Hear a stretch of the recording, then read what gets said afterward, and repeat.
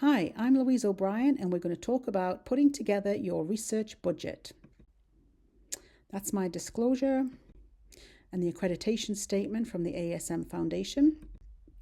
And our objectives for this session are to identify your necessary budgetary expenses that you need to do your project, to align those requests with your project, and to develop the budget narrative.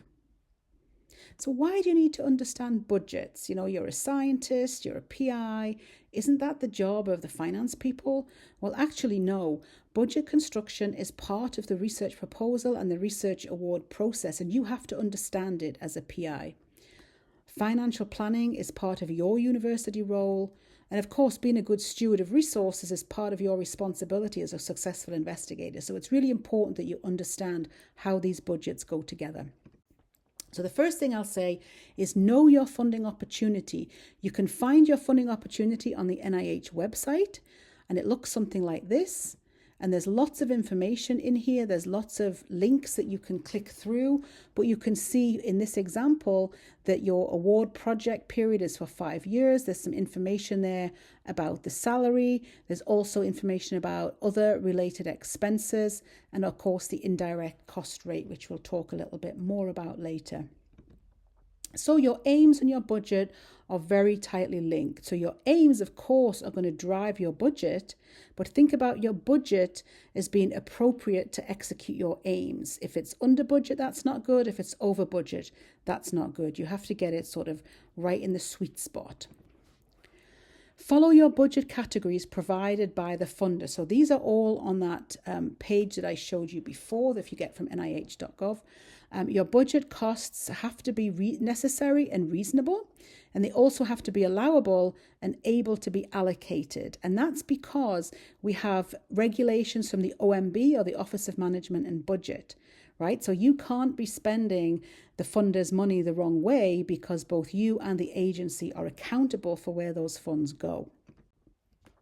So different K awards might have different budget limitations. So some of you might be applying for K23s or K01s or K08s. Or even, K99 R00 awards. So these all might have slightly different limits on your budget. So pay attention to those restrictions or those specific requirements. Note that your effort levels on K awards should be at least 75%, or some institutes may require at least 80% effort. Think about limits on the salary support, like the ceiling limits on the salary support. So maybe it's a maximum of 100,000 per year for salary plus your fringes. Some institutes might be up to 125,000. Also think about the research support. So even though the vast majority of these K awards are for your salary, you also have some funds, not a lot, but some funds for things like, equipment or supplies or coordinator time, statistician fees, which are very important. So you all have to be aware of what your limits are for those things. And also look for any specific restrictions on what you cannot put on your budget. Maybe there's some travel limits, maybe not. So there are two types of costs. There are direct costs and there are indirect costs. So direct costs are things that can be directly related to your project. So things like salaries, supplies, equipment, travel, anything related to recruiting subjects, for instance. And then your indirects, or your F&As, are for about 8% on K awards. So for R level grants, they're much, much higher, but for K awards, they're very low. Okay, and of course we had very recently the proposed cap for NIH indirects was blocked by the federal courts, and they're keeping the existing 8% rates for career development awards in place. So let's take a deeper dive into those direct costs. So the salary, of course, this is you, right? This is your K award. This is 75 to 80% of your salary. This is a big part of the budget. So you have to understand your institution's salary policies and fringe benefit rates and the minimum effort level required. Like I said, it's usually 75 to 80% effort. But if you're a surgeon, some institutes may allow you to drop down to 50% effort on a K award so that you can maintain your surgical skills. So again, the devil's in the details. Look at the small print. And it is important to note that if the salary cap for the K is less than your full-time institutional base salary, then your institution may be required to supplement your salary from non-federal means. Fringe benefits, of course, are in addition to the salary. That's kind of, extra funds that you have to account for. Then you've got your research support. So this is this extra sort of 30 to 50,000, and that's cost to help you get your research done. So this could be for equipment. Equipment is usually defined as an item over $5,000. So if you're using bits of equipment, but they're under $5,000 to buy, they usually go in the supply section. You might have tuition listed in there. For example, some K awardees go on to do a master's in clinical research design or biostatistics as part of their K award. You can include technical help, study coordinator salary. Obviously, you're not going to get a full study coordinator and everything else for that price, but you could maybe have part-time study coordinator.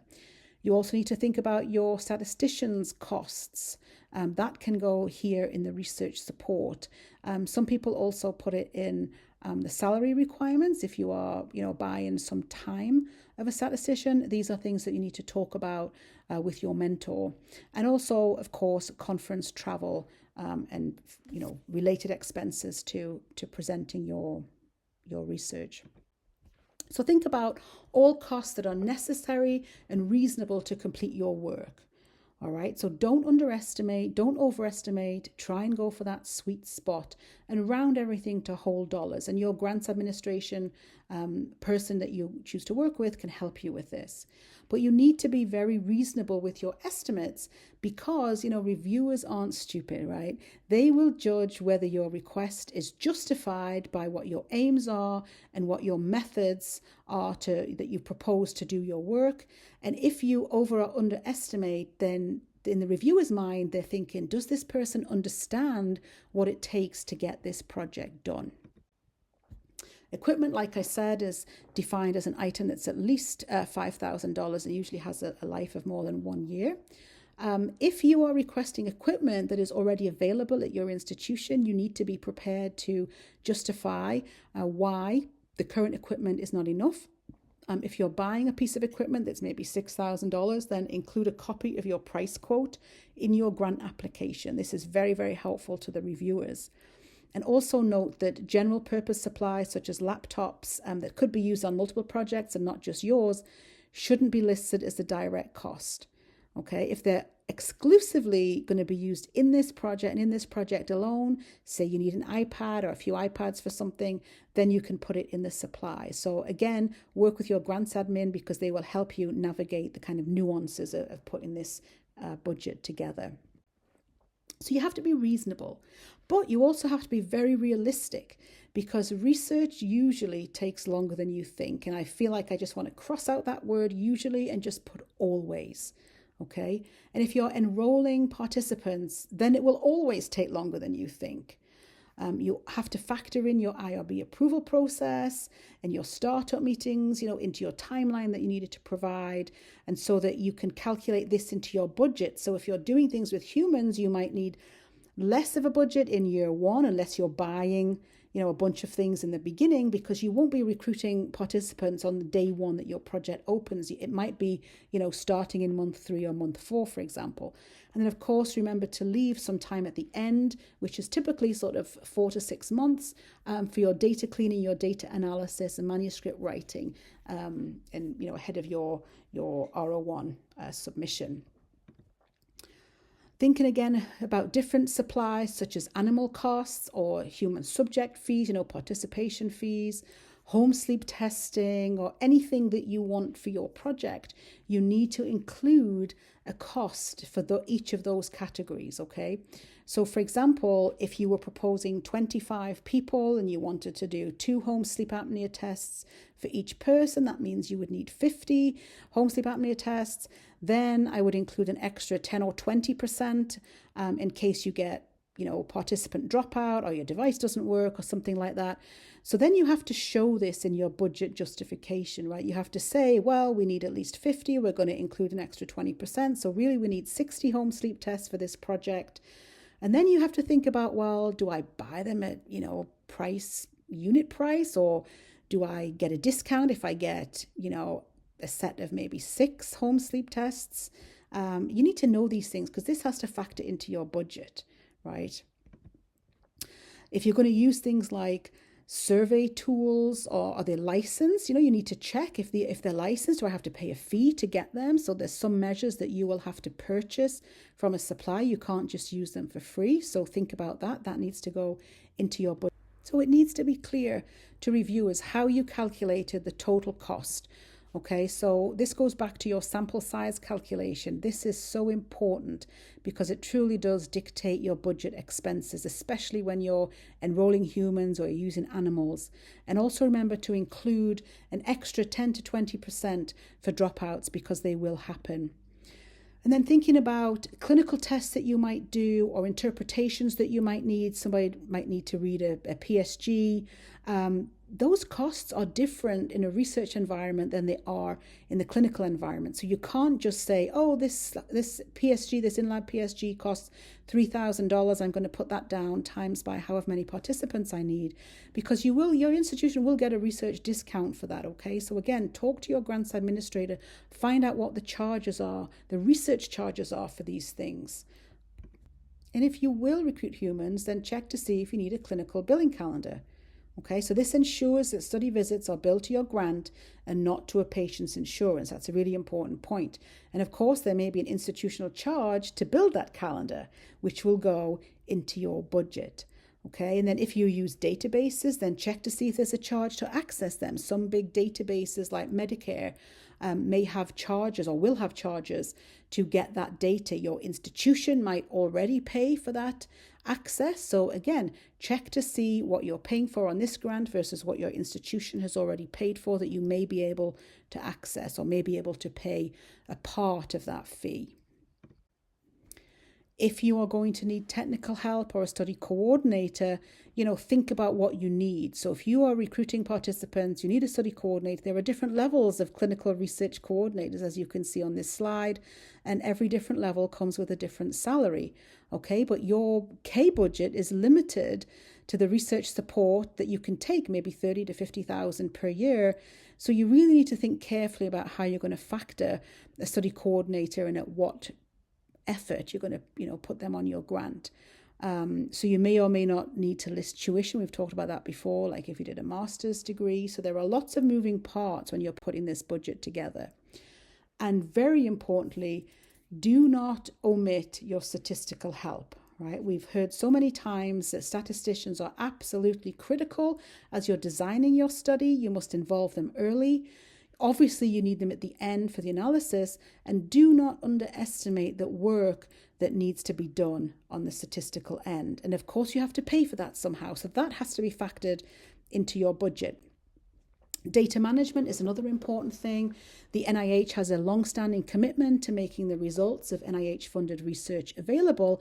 And so responsible data management and sharing, is very important. All right. So there's lots of benefits, including accelerating the pace of biomedical research. You can enable the validation of results and provide accessibility to these high-value data sets. So they have a policy, and this policy became effective in January of 2023, and it applies to all research funded or conducted in whole or in part by the NIH that results in the generation of scientific data, and that includes research projects, some career development awards, small business grants, and research centers. So this likely applies to you. All right, so you have to think about how that is going to be conducted and how it's going to be paid for. So you have to reasonably allow costs for, curating the data, supporting documentation, formatting your data, putting it into a database at the end after you've de-identified it. Somebody may have to prepare the metadata, right? So you can deposit it into a repository. So there are lots of things, lots of steps that have to be done. And you can see in this kind of 6 elements of this NIH data management and sharing plan. So you have to think who's going to do that and who, is going to pay for that. And that is probably going to come from your grant. So you need to budget for this. This is a very important budgetary consideration. Of course, you have research travel, right, to present your findings. You want to think about, how do I get there? I have to probably fly or maybe drive, but that comes at a per mile cost to your grant. I have to stay in a hotel. I need to register for the conference. I have a per diem, so we get paid a certain amount or really reimbursed a certain amount for the money that you'll be paying to, have breakfast, lunch, dinner, and things like that. Your airport parking for your car if you fly, and the taxis to and from, the airport to your conference hotel. So these are things that also need to be considered. Also, you need to know how to propose your budget over time. So while the proportion of your salary will stay stable across all years, your research support costs might differ. So for example, in earlier years, especially for studies where you propose participant recruitment, you may not have that in all 12 months, right, of year one, because it'll take you some time to get set up, buy your supplies or equipment, and then start enrolling patients. So you might have more heavier funds in the early years for your supplies and your equipment, but your participant costs won't really kick in till maybe 6 months into your grant potentially. But then they may stay pretty stable over years 2, 3, 4. And then you might change in the year 5 because your supply costs will be low, you'll be winding your study down, but potentially you might have an extra scientific meeting to go to and a statistician to pay for. So be aware of that when you're putting your budget together. It's not just 5 years of budget divided by 5 to get your annual budgetary costs in there. And so think about, like a statistician, for instance, if a specific cost is only in the final year, you need to explain that in the budget justification. But I wouldn't, put your statistician only in year 5, because you really need them to help you with the design of the study, but they could have, more effort in year 1, maybe not so much in years 2 through 4, but then heavy effort in year 5. So it depends on your project. It differs for every project, but just think about, the reality of how you're going to use people's time or, equipment, supplies, and things like that. So here's an example of an internal budget spreadsheet. So this does not go to NIH. This is what you will work with your grants administrator to figure out the details of what you're going to be asking the NIH for. All right, so they don't see this, but your institution will see this. Okay, so this is an example. It was not pulled from a K. It was kind of made up a little bit from an R-level grant, but nonetheless, you can see here that you may have, yourself, and you would have, in this case, it's 80% of your salary. There might be a coordinator in there for 50%. There's no equipment listed on this grant, but there's some supplies. So say in this instance, somebody wanting to do, something with smart watches or home sleep testing or cognitive assessments. You can see that, for instance, the smart watches are budgeted, in the first 3 years of the grant. The home sleep tests go through to year 4. So the neuropsych tests, and then some iPads are bought up front in year 1. So you can see how that budget kind of, differs across the years in terms of the subtotal for supplies. Travel is pretty consistent, which is relatively typical. But then you can see other things listed there. So for instance, you might want to put some open access publication charges in the latter years. If you're drawing blood or you have any other thing that you're doing with human participants, you might have to budget. I mean, here we've got, HbA1cs, and we've got CBCs in there, and subject fee payments. So if you're enrolling subjects, you're going to pay them. That needs to be accounted for and justified in your budget. Okay, and then also you can see there's some statistical fees put in there. But again, talk to your grants administration, figure out what's best for you. And you can see the direct total at the bottom, and then there's the indirects. In this case, it was, an example is for an R01, so the indirects are pretty high, but for a K award, that will be 8%, and you can see your grand total at the bottom, which if you're funded, that's what you would get, okay? But as you can see, for indirects, the institution takes a chunk of that. So each of these things that are listed in your detailed internal budget spreadsheet, right, that's kind of saying to the NIH, I need a pot of money for this, okay? So each of these items has its own pot. And that is really important because you need to make sure that you have the pots of money that you need in your budget. So when you have your grant, As long as you have pots of money for specific things, you can usually move some amounts between pots that already exist.